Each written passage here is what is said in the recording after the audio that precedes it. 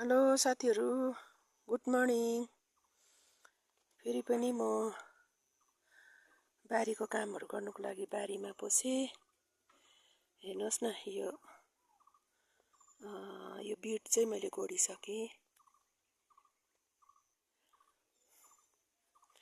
Organic सब्जी खानुको लागि खानु राम्रो हो, तर दुःख पनि गर्नुपर्छ।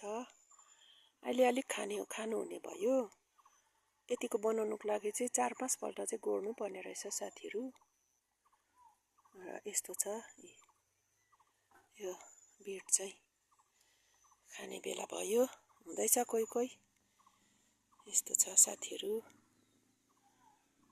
अर्ग्यानिक सब्जी। साथीहरू,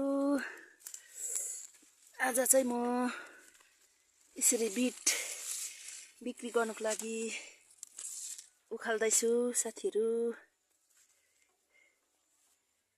हेर्नुहोस् न साथीहरू, आज फर्स्ट टाइम बिट बेचेको।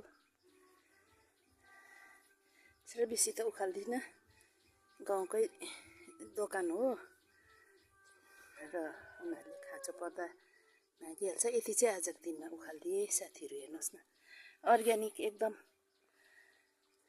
प्योर अर्ग्यानिक हो यो चाहिँ। हेर्नुहोस् न साथीहरू।